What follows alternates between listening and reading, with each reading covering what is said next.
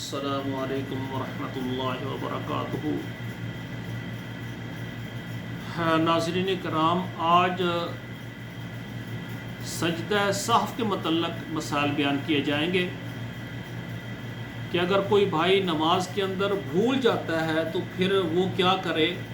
وہ نماز کے آخر میں سجدہ سہو یعنی 2 سجدے کرے گا اللہ اکبر کہہ کے۔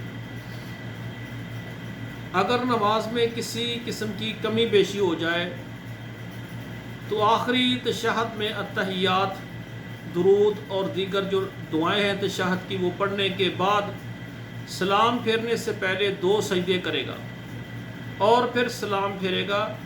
اس کو کہتے ہیں سجدہ سہو۔ اگر سلام پھیرنے کے بعد کسی کے بتانے سے علم ہوا کہ نماز میں بیشی ہو گئی ہے، یعنی نماز میں زیادتی ہو گئی ہے، تو سلام پھیرنے کے بعد سجدہ سہو کیا جائے گا۔ اور اگر رکعتوں میں کمی رہ گئی تو کمی پوری کرنے کے لیے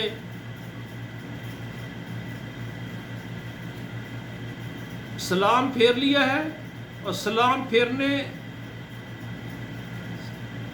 اگر یعنی نماز کے اندر کمی ہو گئی ہے، رکعتیں کم پڑی ہیں اور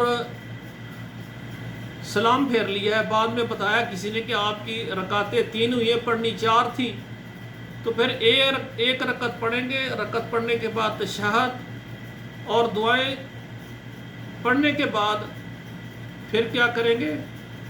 2 سجدے کریں گے۔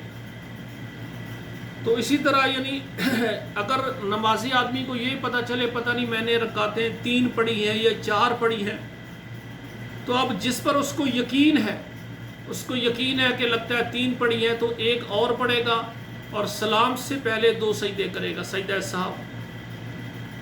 اور اسی طرح اگر اس کو یہ یقین ہے کہ میں نے 1 رکعت زیادہ پڑھ لی ہے، تو پھر وہ سلام پھیرنے سے پہلے 2 سجدے کرے گا۔ تو یہ ہوتا ہے سجدہ سہو۔ اور اسی طرح 4 رکعتوں والی نماز میں اگر 2 رکعتوں کے بعد جو تشہد ہے وہ بھول جائے تو پھر اس کو دوبارہ بیٹھنے کی ضرورت نہیں ہے۔ وہ 4تھی رکعت میں تشہد، درود شریف اور دعائیں پڑھنے کے بعد سلام سے پہلے 2 سجدہ کرے گا۔ یہ ہے سجدہ سہو۔ اس سے پھر اللہ ذوالجلال جو بھی کمی پیشی ہماری نماز میں ہوئی ہے، اللہ تعالیٰ وہ پوری فرما دیتے ہیں۔ میری دعا ہے اللہ ہمیں سنت کے مطابق عمل کرنے کی توفیق عطا فرمائے۔ السلام علیکم ورحمۃ اللہ وبرکاتہ۔